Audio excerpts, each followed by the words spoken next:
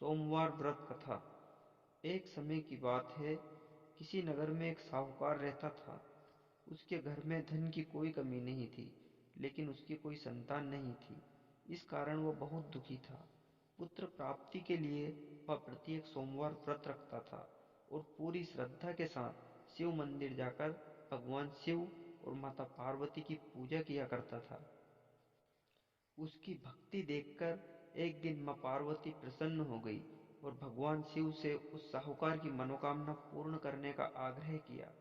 पार्वती जी की इच्छा सुनकर भगवान शिव ने कहा कि हे पार्वती, इस संसार में हर प्राणी को उसके कर्मों का फल मिलता है और जिसके भाग्य में जो हो उसे भोगना ही पड़ता है।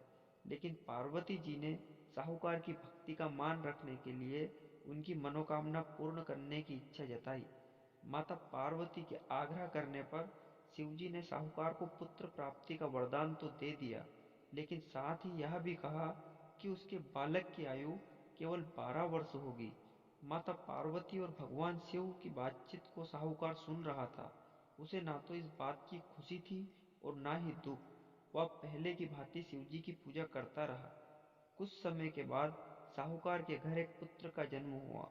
जब वह बालक 11 वर्ष का हुआ तो उसे पढ़ने के लिए काशी भेज दिया गया।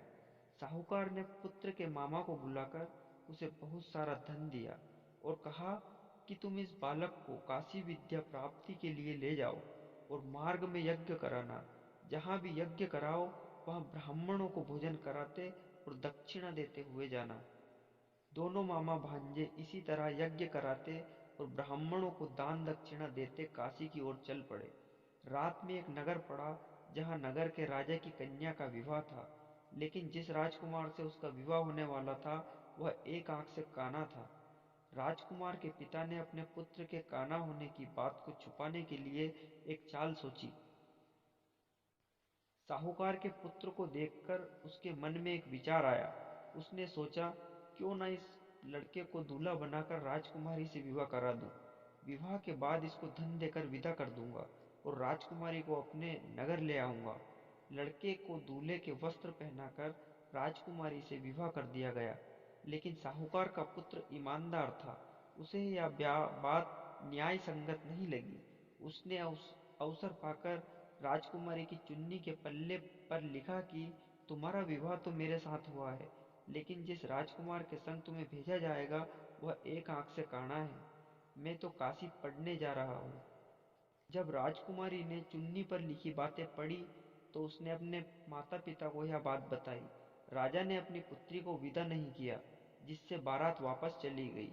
दूसरी ओर साहूकार का लड़का और उसका मामा काशी पहुंचे और वहां जाकर उन्होंने यज्ञ किया।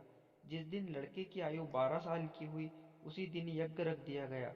लड़के ने अपने मामा से कहा कि मेरी तबीयत कुछ ठीक नहीं है। मामा ने कहा, तुम अंदर जाकर सो जाओ। शिवजी के वरदान के अनुसार कुछ ही देर में उस बालक के प्राण निकल गए। मृत भांजे को देख उसके मामा ने विलाप शुरू कर दिया। संयोगवश उसी समय शिवजी और माता पार्वती उधर से जा रहे थे। पार्वती ने भगवान से कहा, स्वामी, मुझे इसके रोने के स्वर सहन नहीं हो रहा। अब आप इस व्यक्ति के कष्ट को अवश्य दूर करें। जब शिवजी मृत बालक का पुत्र है, जिसे मैंने 12 वर्ष की आयु का वरदान दिया, अब इसकी आयु पूरी हो चुकी है। लेकिन मात्र भाव से विभोर माता पार्वती ने कहा कि हे महादेव, आप इस बालक को और आयु देने की कृपा करें, अन्यथा इसके वियोग में इसके माता पिता भी तड़प तड़प कर मर जाएंगे। माता पार्वती ने आग्रह पर भगवान शिव ने उस लड़के को जीवित होने का वरदान दिया। शिव जी की कृपा से वह लड़का जीवित हो गया। शिक्षा समाप्त करके लड़का मामा के साथ अपने नगर की ओर चल दिया। दोनों चलते हुए उसी नगर में पहुंचे जहां उसका विवाह हुआ था। उस नगर में भी उन्होंने यज्ञ का आयोजन किया।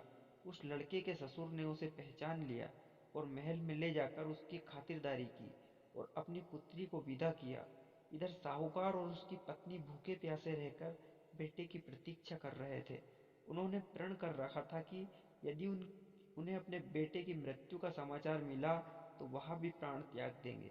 परंतु अपने बेटे को जीवित होने का समाचार पाकर वह बेहद प्रसन्न हुए। उसी रात भगवान शिव ने व्यापारी के सपनों में आकर कहा हे श्रेष्ठी, मैंने तेरे सोमवार के व्रत करने का और व्रत सुनने से प्रसन्न हूँ। तेरे पुत्र को लंबी आयु प्रदान की है। इसी प्रकार सोमवार व्रत करता है या कथा सुनता है और पढ़ता है, उसके सभी दुख दूर होते हैं और समस्त मनोकामनाएं पूर्ण होती है।